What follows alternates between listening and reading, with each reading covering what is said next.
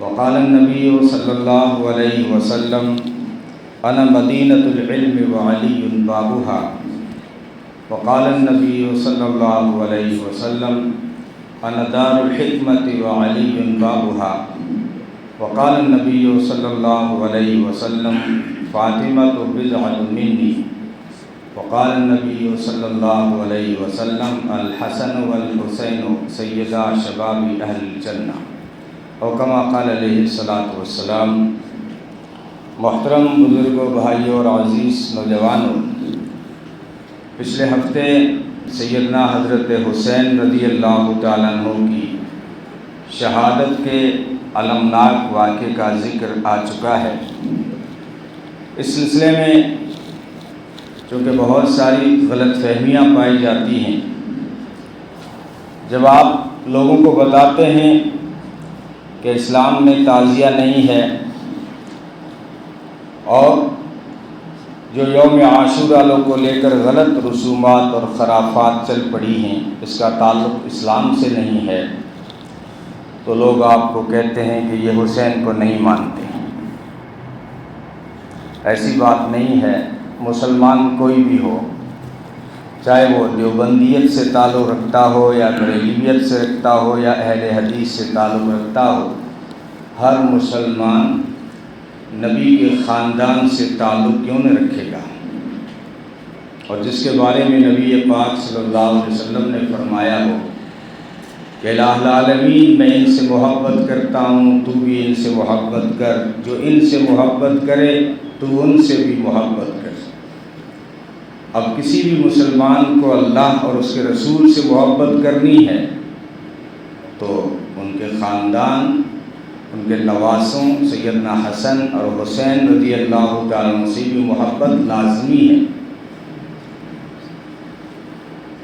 اس موضوع پر بہت زیادہ افراط اور تفریط پایا جاتا ہے۔ مختصر بات یہ ہے کہ ہم اہل سنت والجماعت، جس میں یہ تینوں طبقات آ جاتے ہیں جس کا میں نے ابھی ذکر کیا، ہمارے یہاں ہر صحابی عدول ہے۔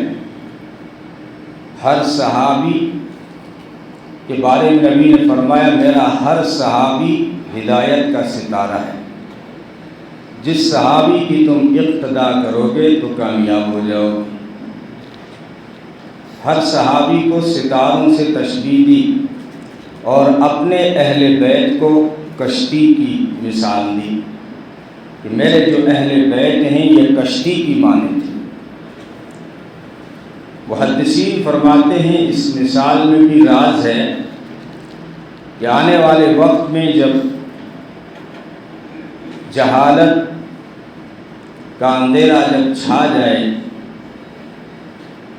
ضلالت اور گمراہی کی تاریکیاں جب چھا جائیں، تو اس وقت ستاروں کی ضرورت پڑتی ہے، اور جب فتنوں کے طوفان اٹھ رہے ہوں، سیلاب آ رہے ہوں، تو کشتی کی ضرورت پڑتی ہے۔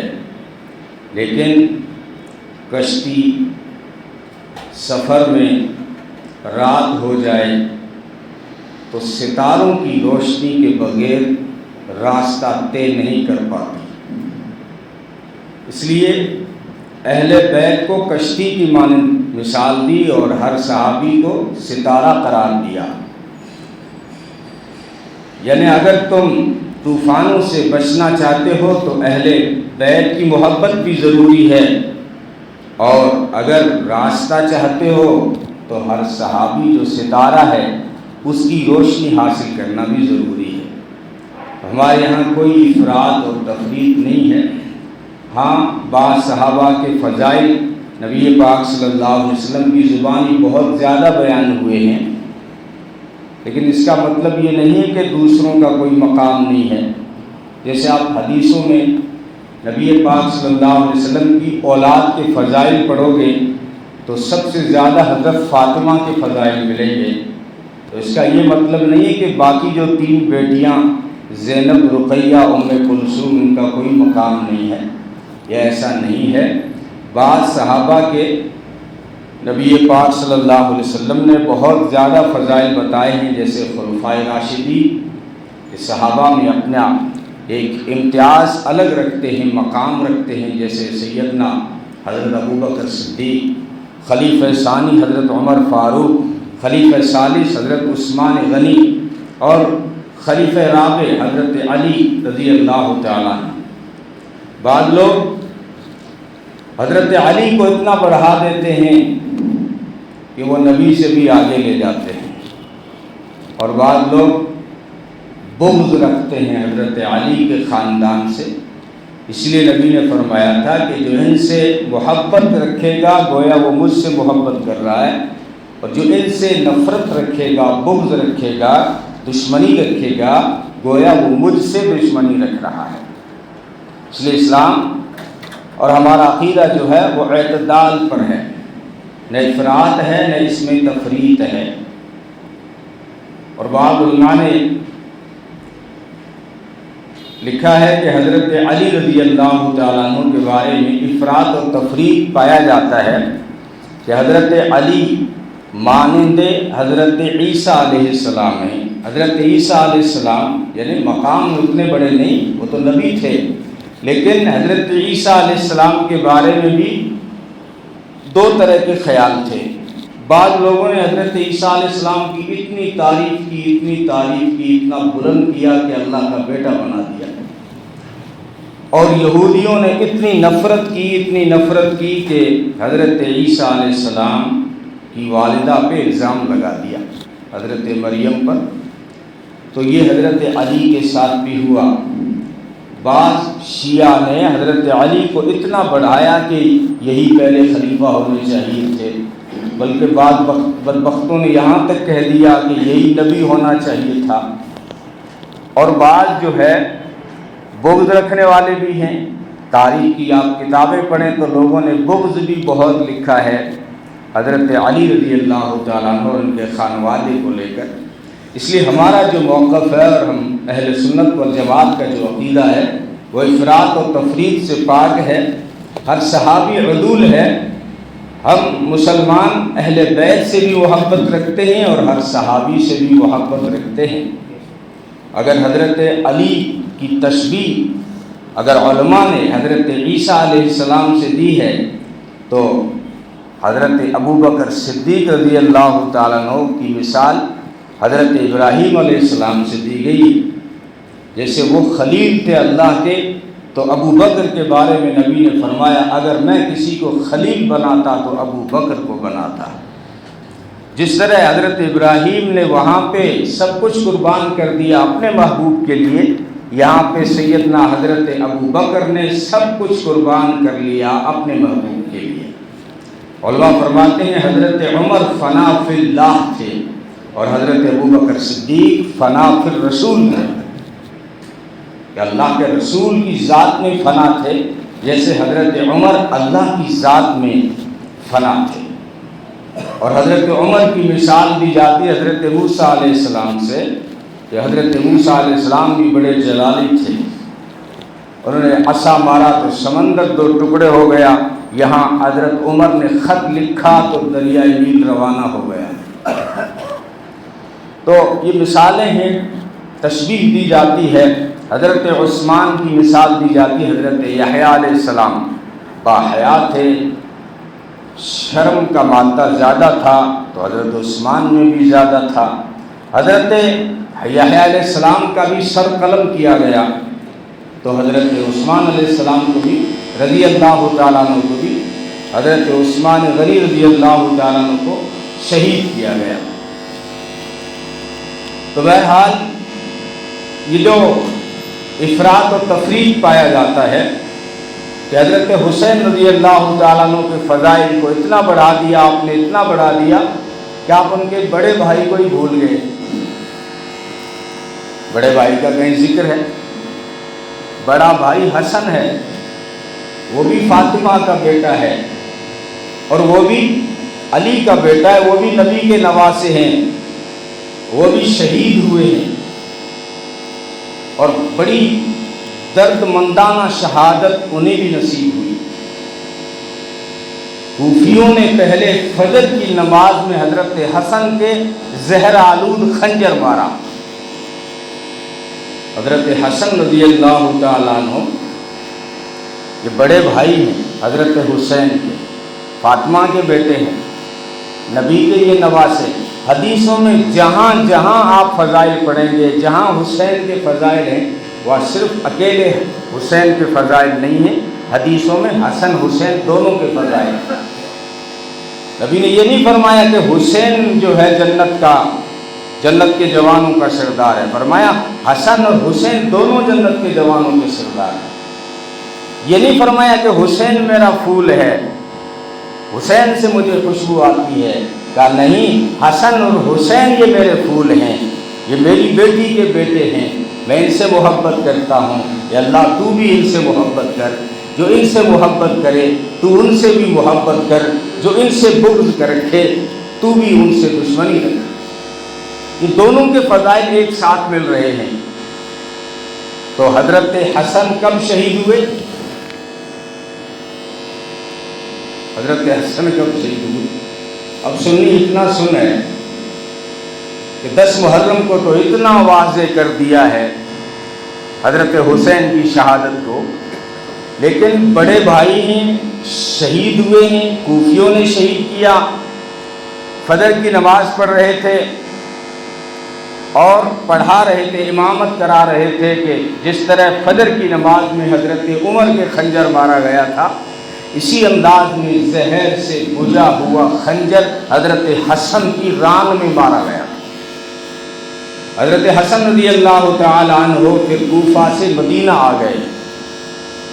یہ وہی نواسے ہیں، نبی نے فرمایا تھا کہ یہ میرا وہ نواسہ ہے کہ اختلاف کے وقت میری امت ایک ہو جائے گی، یہ صلح کر دیں گے میری امت میں، اور امیر معاویہ کے ہاتھ پہ بیعت کر کے، حالانکہ اگر یہ ٹکراتے تو ان کے پاس 40,000 فوج تھی، حضرت حسن کے پاس 40,000 فوج رکھنے کے باوجود حضرت امیر معاویہ کے ہاتھ پہ بیعت کر لی تاکہ امت میں کوئی فتنہ نہ ہو، امت میں خون نہ بہے۔ جس طرح حضرت عثمان رضی اللہ تعالیٰ عنہ نے اپنے خون کو بہانا تو گوارا کر لیا مدینے میں، لیکن کہا کہ میری وجہ سے کوئی مسلمان نہ مارا جائے، تو بیعت کر لی۔ یہ نبی پاک صلی اللہ علیہ وسلم کی یہ وہ ادا تھی جو نبی پاک صلی اللہ علیہ وسلم نے صلح حدیبیہ میں صلح کر کے بہت بڑا پیغام دیا تھا کہ صرف ہر وقت لڑنا ہی کمال نہیں ہوتا ہے، بعض مرتبہ صلح کر کے بھی فتنوں کا علاج کیا جاتا ہے۔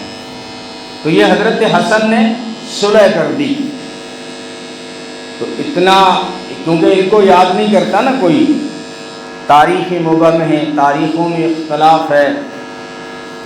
حضرت حسن رضی اللہ تعالیٰ عنہ سن ہجری 49، 50 یا 51 میں شہید ہوئے اور مدینہ میں شہید۔ خنجر تو وہاں مارا گیا تھا، لیکن پھر یہاں مدینے آ گئے، اور وہی خنجر جو زہر آلود تھا وہ زخم اندر اندر کام کر رہا تھا، اور پھر کئی مرتبہ زہر بھی دیا گیا۔ یہ شیعوں نے غلط روایت بتا دی سنیوں کو کہ زہر بیوی نے دیا، یہ غلط بات ہے۔ حضرت حسین جو چھوٹے بھائی ہیں، آخری وقت میں پاس میں آئے، کہا بھائی صاحب آپ کو کس نے زہر دیا ہے؟ کہا تم اس کو مار دو گے؟ کہا میں اس کو قتل کر دوں گا۔ فرمایا مجھے ایک شخص پر شک ہے، لیکن نام نہیں بتاتا، اگر وہی ہے جو میرا خیال ہے تو اللہ اس کو سخت سزا دے گا، لیکن اگر وہ نہیں ہے، صرف میرا شک ہے، تو میں کسی بغیر قصوروار کو میں قتل نہیں کرنا چاہتا۔ تو حضرت حسن تو یہ بات کہہ رہے ہیں اپنے قاتل کے بارے میں، تمہیں کس نے بتا دیا کہ بیوی جعدہ نے زہر دے دیا؟ یہ شیعوں کی روایت ہے، ساری کوئی صحیح روایت نہیں ہے۔ پھر خطیب اور لیکچرار جو ہوتے ہیں وہ پھر مسالہ لگا لگا کے روایتیں بیان کرتے ہیں۔ یہ مدینہ کے شہید ہیں اور اپنی امی کے پہلو میں جنت البقیع میں مدفن ہیں۔ یہ حسین ہیں۔ کب شہید ہوئے؟ سنیوں کی تاریخ میں 5 ربیع الاول کو شہید ہوئے۔ آپ نے دیکھا کسی نے 5 ربیع الاول کو شبیل لگائی ہو؟ 10 محرم کو جب لگائی تو آپ پوچھتے تو حضرت حسین کی شہادت ہوئی ہے، نبی کا نواسا، فاطمہ کا بیٹا۔ تو کیا حسن فاطمہ کا بیٹا نہیں تھا؟ کیا وہ نبی کے نواسے نہیں تھے؟ کیا علی کے بیٹے نہیں تھے؟ کیا شہید نہیں ہوئے تھے؟ کیا ان کی شہادت کے پیچھے کوفیوں کا ہاتھ نہیں تھا؟ کیا ان کو کوفے میں زہر آلود خنجر نہیں مارا گیا تھا؟ کیا یہ مدینے کے شہید نہیں ہیں؟ کیا جنت البقیع میں مدفن نہیں ہیں؟ کیا فاطمہ کے پہلو میں نہیں سو رہے ہیں؟ شیعوں نے کچھ روایتیں ہمیں اور دی ہیں ربیع الاول سے ہٹا کر صفر کی 28 تاریخ کو، اس لیے ایران میں 28 صفر کو سرکاری چھٹی ہوتی ہے اور عراق میں 7 صفر کو سرکاری چھٹی ہوتی ہے کہ یہ حضرت حسن کی شہادت کا دن ہے۔ لیکن ہمیں تو معلوم ہی نہیں۔ یاد رکھیں سنیوں کی تاریخ میں 5 ربیع الاول یہ حضرت حسن کی شہادت کی تاریخ۔ تو کہنے کا مطلب یہ ہے کہ یہ جو فضائل ہیں دونوں کے، اور دونوں فاطمہ کے بیٹے ہیں، جس کے بارے میں نبی نے فرمایا فاطمہ تو بضعۃ منی، فاطمہ تو میرے جگر کا ٹکڑا ہے، فاطمہ میرے جسم کا ٹکڑا ہے، فاطمہ جنت کی عورتوں کی سردار ہے۔ فرمایا ایک فرشتہ آیا، اس نے مجھے بتایا، کہا کہ تیری جو بیٹی فاطمہ ہے یہ جنت کی عورتوں کی سردار ہے، اور تیرے جو نواسے ہیں حسن اور حسین یہ جنت کے جوانوں کے سردار ہیں۔ یہاں بھی دونوں کا ذکر ہے کہ حسن اور حسین جنت کے جوانوں کے سردار ہیں۔ یہ نسبتیں جو حضرت حسین نے پائی ہیں وہ نسبتیں حضرت حسن سے بھی جڑی ہوئی ہیں۔ اگر ایک کسی کے ساتھ نسبت ہو تو وہ اعلیٰ بن جاتا ہے۔ حضرت فاطمہ رضی اللہ تعالیٰ عنہ، یہ خانوادہ دیکھیے آپ، خانوادہ علی والد ہیں، فاطمہ علی کے بارے میں فرمایا انا مدینۃ العلم وعلی بابها، میں علم کا شہر ہوں، اس کا دروازہ علی ہے۔ وانا دار الحکمت وعلی بابها، میں حکمت کا گھر ہوں اور اس کا دروازہ علی۔ یہ حضرت علی کے فضائل ہیں۔ جب ہجرت کر کے مدینہ آئے تو اخوت قائم کی کہ فلانا صحابی، فلانا مہاجر، فلانا انصار کا بھائی، اس کو اس کا بھائی بنا دیا، اس کو اس کا بھائی بنا دیا۔ سب کو جب بھائی بنا دیا تو حضرت علی نے عرض کیا اللہ کا رسول آپ نے مجھے تو کسی کا بھائی نہیں بنایا۔ فرمایا علی دنیا اور آخرت میں تو محمد کا بھائی ہے صلی اللہ علیہ وسلم، تو میرا بھائی ہے۔ یہ حضرت علی ہیں۔ اور پھر والدہ جس کے بارے میں کہا گیا جنت کی عورتوں کی سردار، وہ فاطمہ جس کو دیکھ کے محمد عربی صلی اللہ علیہ وسلم کھڑے ہو جاتے تھے۔ اقبال نے کہا مادرش را اسوہ کامل بطول۔ اقبال بھی عجیب تخیل کی دنیا کا آدمی تھا۔ کہتا ہے مزرعِ تسلیم را حاصل بطول، مادرش را اسوہ کامل بطول، کہ تسلیم و رضا کی کھیتی کا پھل ہے سیدہ فاطمہ الزہرا۔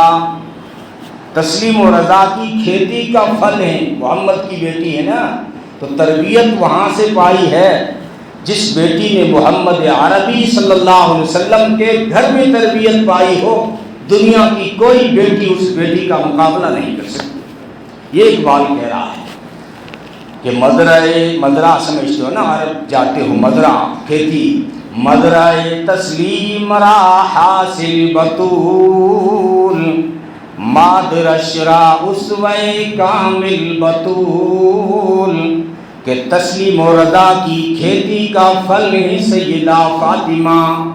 اور اپنی ماں خدیجۃ الکبریٰ کا مکمل اسوہ ہیں، اپنی ماں خدیجۃ الکبریٰ کی سیرت کا عکس ہیں سیدہ فاطمہ الزہرا، بطول بھی کہا گیا اور زہرا بھی کہا گیا۔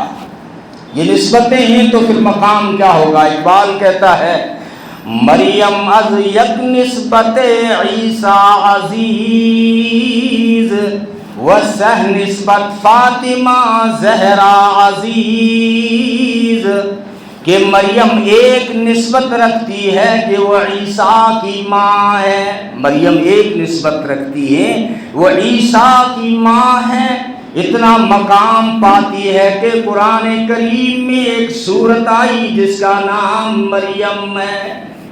یہ تو ایک نسبت کی برکت ہے کہ وہ عیسیٰ کی ماں ہے، لیکن اقبال کہتا ہے فاطمہ کے مقام کا کیا کہنا، جو علی کی بیوی ہے، نبی کی بیٹی ہے، حسن حسین کی امی ہے۔ اب یہ کتنی نسبتیں ہو گئی، پھر ان کا مقام کیا ہوگا؟ تو یہ خانوادہ ہے حضرت حسن اور حضرت حسین رضی اللہ تعالیٰ عنہ کا۔ تو میں نے یہ اس لیے لیا کہ پچھلے ہفتے باتیں آ گئی تھی کہ جو خرافات بدعات رسومات چل رہی ہیں، جو تعزیہ داری ہو رہی ہے، کھچڑے بنائے جا رہے ہیں، شربتیں پلائی جا رہی ہیں، جو نظر و نیاز کیا جا رہا ہے، پھر جو تعزیے سے مانگا جا رہا ہے، ان ساری باتوں کا اسلام سے کوئی تعلق نہیں۔ لیکن جب آپ اس طرح کی باتیں کریں گے تو لوگ کہتے ہیں کہ یہ وہابی حسن حسین کو نہیں مانتے، یہ حسن حسین کو نہیں مانتے۔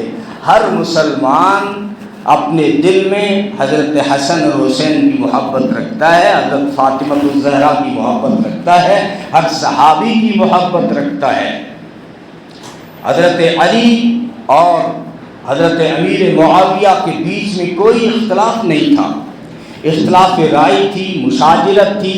جیسے درختوں کی شاخوں کا رنگ الگ ہوتا ہے، سب کا ڈھنگ الگ ہوتا ہے، سب کا مزاج الگ ہوتا ہے، سب کا جھکاؤ الگ ہوتا ہے، اس طرح صحابہ میں بعض مسائل پر بعض کا مزاج کہیں تھا، بعض کا جھکاؤ کہیں اور تھا، لیکن اس سے اختلاف اور دشمنی تک نہیں لے جا سکتے آپ۔ یہ مشاجرت تھی، جو محبت تھی۔ حضرت امیر معاویہ اور حضرت علی رضی اللہ تعالیٰ عنہ کے بیچ میں جب تقابل ہوا تو دشمن کو پتہ چل گیا، روم کے بادشاہ کو پتہ چل گیا کہ دو مسلمان لڑ رہے ہیں۔ اس نے سوچا موقع اچھا ہے، اس بات کو بڑھانے کا اور ان کو کمزور کرنے کا موقع اچھا ہے۔ کیا کیا اس نے؟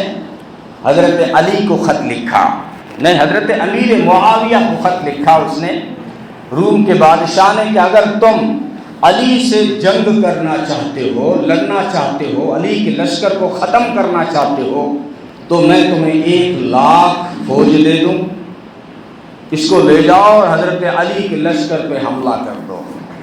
تو اس نے حضرت امیر معاویہ رضی اللہ تعالیٰ عنہ نے خط کو پڑھا اور پھاڑ دیا، اور پھر جواب لکھا، اس میں لکھا اے رومی کتے، اگر تو نے حضرت علی پر حملہ کیا تو علی کی جانب سے جو پہلا سپاہی دفاع کے لیے نکلے گا اس سپاہی کا نام امیر معاویہ ہوگا۔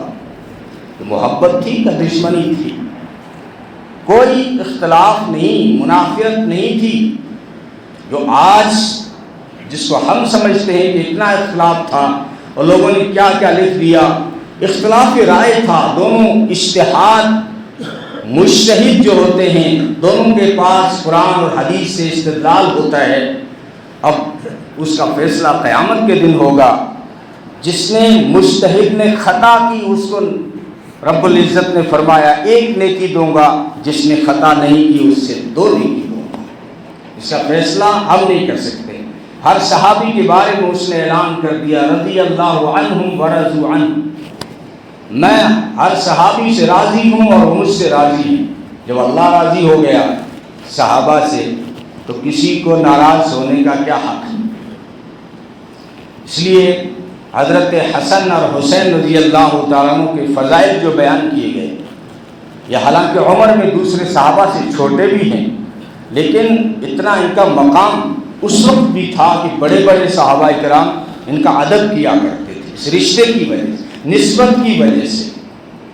حضرت حسن نے، لوگ کہتے ہیں زیادہ شادیاں کی، اس کی وجہ ایک یہ بتاتے ہیں کہ عورتیں آ کے عرضی لکھتی تھی کہ ہم ایک نسبت پانا چاہتی ہیں، نکاح کر لیجئے، پھر چاہے کچھ دنوں کے بعد طلاق دے دیجئے، لیکن ہماری نسبت جڑ جائے گی، رشتہ نبی کے خانوادے سے، نبی کے گھر سے ہمارا رشتہ جڑ جائے گا۔